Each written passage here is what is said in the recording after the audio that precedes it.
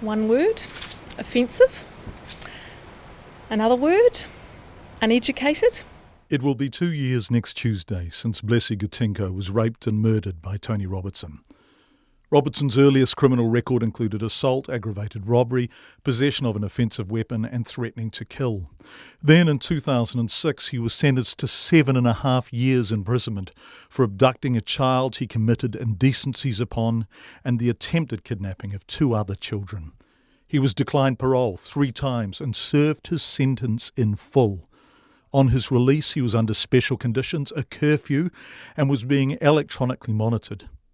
Blessie had come home from work on the bus and was walking from the bus stop to home. Robertson ran her down in his car, bundled her onto the back seat before driving back to his house where he raped her and murdered her. The next morning he put her body into bush beside a local cemetery. The GPS monitoring bracelet didn't prevent it, but it did tell police exactly where he'd been. Today, the question that was most important to Blessie's family remains unanswered. If he was being monitored, how did no one know what Robertson was doing? Or how could we have stopped him doing what he did on our watch? Department of Corrections was responsible for him. Ruth Money has been the family spokesperson throughout these terrible 2 years. Blessie's husband, Antonio, has endured somehow with immense dignity. Today, he read a statement. Good afternoon. Thank you all for coming. My family and I are both disappointed and devastated by the inquiry's findings. Having reviewed the report and all the evidence at trial, we remain firmly of the view that the Department of Corrections' ineptitude enabled that evil killer to take our Blessie. It is glaringly obvious to us and the wider public that they do not have the capability to manage these high-risk sex offenders. In fact, I think the offenders manage them. How this was not investigated by the report astounds us. We are now going to regroup and think about next steps in our journey for justice for Blessie.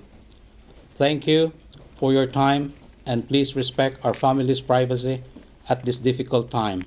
After his statement, Tony Robertson shook the hands of the reporters who'd attended, one by one, thanking them for coming. The family presented to the inquiry.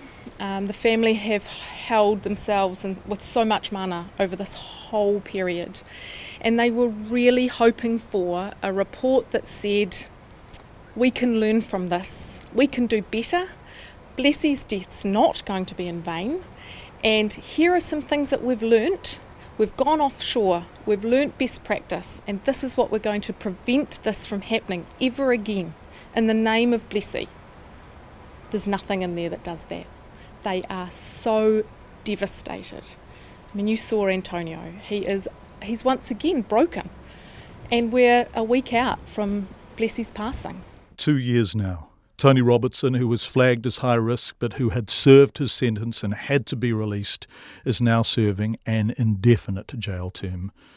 He denies his guilt, despite DNA evidence, despite GPS evidence, despite overwhelming evidence against him. A man who was being monitored and still went out and killed a woman coming home from work. What does monitoring mean? We assume, quite wrongly, that that person, every move was being watched, every breach or signal or escalation was being managed so that they would not and did not act in the way that they ended up acting in. And that's where Antonio's heart bleeds the most. He wanted to prevent this happening again, and he does not believe that that report is going to do that.